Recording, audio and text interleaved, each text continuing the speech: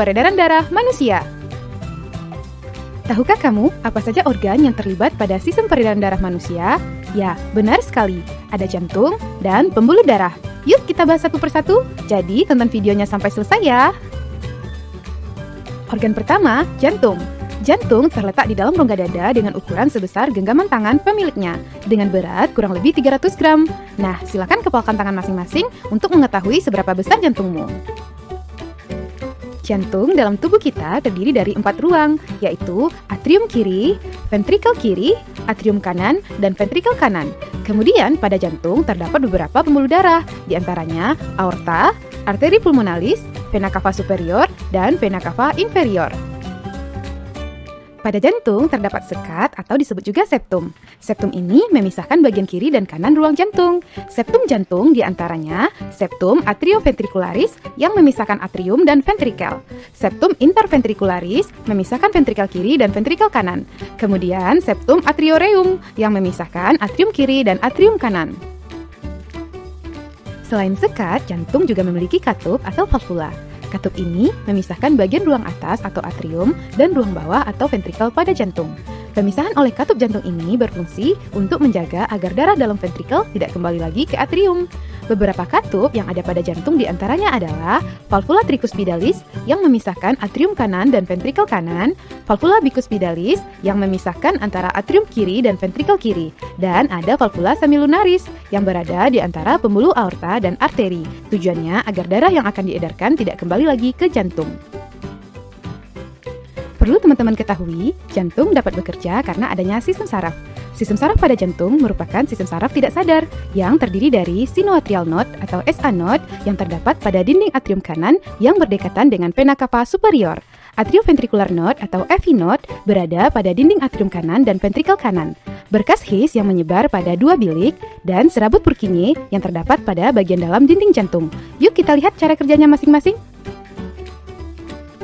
SA node atau pacu jantung merupakan saraf jantung yang berfungsi untuk mempertahankan irama pemompaan jantung dengan menentukan laju kontraksi semua sel otot jantung. AV node berfungsi untuk mengatur kontraksi pada atrium dan ventrikel. Impuls dari AV node ini akan diteruskan ke berkas His. Berkas His memiliki dua cabang. Berkas His kiri menghantarkan impuls listrik ke bilik kiri, berkas His kanan menghantarkan impuls listrik ke bilik kanan sehingga bilik akan berkontraksi. Selanjutnya, serabut Purkinje yang menghantarkan rangkaian impuls listrik hingga berakhir dalam endokardium atau dinding dalam jantung. Nah, teman-teman, rangkaian impuls pada jantung akan membuat jantung kita berdenyut. Denyut jantung terjadi apabila otot jantung berkontraksi. Dapatkah teman-teman merasakan denyut jantung masing-masing? Denyut jantung dapat dirasakan pada arteri yang dekat dengan permukaan kulit, seperti leher dan pergelangan tangan. Hal ini terjadi karena saat jantung berdenyut, pembuluh arteri pun ikut berdenyut akibat darah yang terpompa. Selanjutnya, kita akan membahas cara pergerakan darah dalam jantung. Secara umum, ada dua bentuk pergerakan jantung. Pertama, kontraksi atau sistol. Terjadi saat bilik jantung menguncup dan darah terdorong keluar. Kontraksi bilik kanan menyebabkan darah keluar ke paru-paru, dan kontraksi bilik kiri menyebabkan darah keluar ke seluruh tubuh. Pada umumnya, orang dewasa memiliki tekanan sistol normal 120 mm Hg. Berikutnya, relaksasi atau diastol. Terjadi saat bilik jantung mengembang dan darah masuk dari serambi ke bilik. Tekanan normalnya adalah 80 mm Hg. Nah, untuk lebih lengkap, yuk kita ikuti proses pergerakan darah berikut. Pertama, diastolik akhir. Kedua pasang rongga berelaksasi dan ventrikel terisi dengan sendirinya.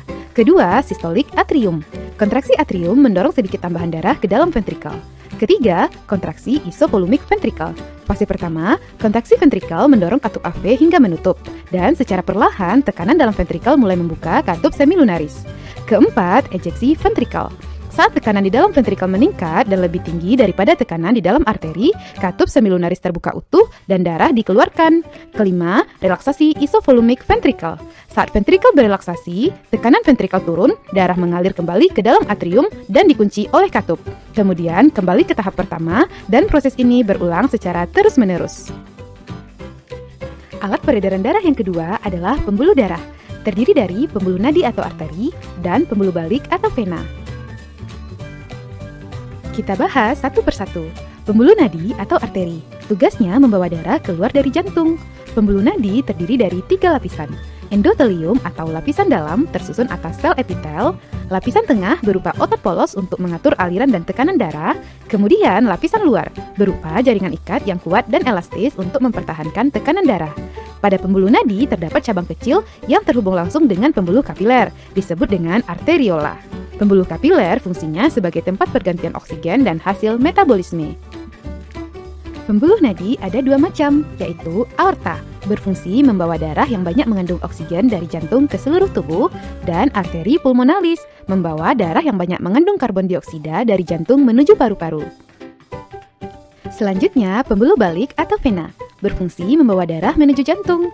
Letaknya dekat dengan permukaan kulit dan berwarna kebiruan. Pembuluh balik memiliki struktur lapisan yang mirip dengan pembuluh nadi. Terdiri dari lapisan dalam berisi sel epitel, lapisan tengah tersusun oleh jaringan otot polos, dan lapisan luar berupa jaringan ikat. Cabang kecil dari pembuluh balik atau vena disebut dengan venula. Ada 3 jenis pembuluh vena, yaitu vena cava superior, membawa darah yang banyak mengandung karbon dioksida dari tubuh bagian atas, vena pulmonalis, membawa darah yang kaya oksigen dari paru-paru ke jantung, dan vena cava inferior, membawa darah yang mengandung karbon dioksida dari tubuh bagian bawah. Gimana? Sampai di sini teman-teman bisa membedakan karakteristik kedua pembuluh darah kita ya? Jadi, dapat kita simpulkan perbedaan antara pembuluh arteri dan vena sebagai berikut. Dilihat dari dinding selnya, arteri memiliki dinding yang tebal dan elastis. Sebaliknya, vena memiliki dinding yang tipis dan kurang elastis. Pembuluh arteri memiliki satu katup pada pangkal aorta, sedangkan pembuluh vena memiliki banyak katup yang tersebar di sepanjang vena. Letak pembuluh arteri pada bagian dalam tubuh, sedangkan vena di permukaan tubuh. Pembuluh arteri memiliki tekanan darah yang kuat, jika luka darahnya akan memancar, sebaliknya vena memiliki tekanan darah yang lemah, sehingga darahnya hanya menetes jika terluka. Terakhir, arah aliran darah, arteri meninggalkan jantung, sedangkan vena menuju jantung. Nah, teman-teman, rangkaian proses mengalirnya darah dalam tubuh kita memiliki sistem yang teratur dengan karakteristik sebagai berikut. Peredaran darah kita merupakan sistem peredaran darah tertutup karena darah hanya mengalir di dalam pembuluh darah.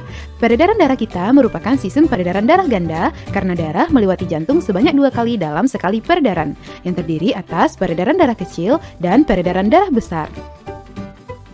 Peredaran darah kecil adalah peredaran darah dari jantung menuju paru-paru dan kembali lagi ke jantung. Sedangkan peredaran darah besar merupakan peredaran darah dari jantung ke seluruh tubuh dan juga akan kembali ke jantung.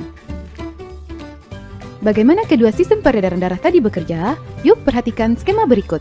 Pertama, saat ventrikel kanan menguncup, darah yang mengandung banyak karbon dioksida dipompa dari ventrikel kanan melalui arteri pulmonalis ke paru-paru kiri dan kanan. Dan di paru-paru terjadi pertukaran karbon dioksida dengan oksigen, sehingga darah menjadi kaya akan oksigen dan akan dibawa kembali ke jantung melalui vena pulmonalis, sehingga darah ditampung oleh atrium kiri. Apabila atrium kiri yang menguncup, maka ventrikel kiri mengembang, dan darah mengalir dari atrium kiri ke ventrikel kiri. Saat ventrikel kiri menguncup, darah yang banyak oksigen dipompa dari ventrikel kiri ke seluruh tubuh melalui aorta, baik tubuh bagian atas maupun bawah. Darah kaya oksigen yang sampai di kapiler tubuh akan bertukar dengan karbon dioksida hasil metabolisme, sehingga darah yang akan masuk ke vena cava superior dan vena cava inferior adalah darah yang kaya akan karbon dioksida. Akhirnya akan masuk ke atrium kanan, dan saat atrium kanan menguncup, maka ventrikel kanan mengembang dan darah mengalir dari atrium kanan ke ventrikel kanan, dan peredaran yang sama kembali berulang. Nah, perlu teman-teman ingat, peredaran darah kecil dan besar terjadi secara bersamaan. Karena saat jantung berkontraksi, atrium dan ventrikel mengembang serta menguncup secara bergantian. Sampai di sini, teman-teman bisa memahami sistem peredaran darah kita ya.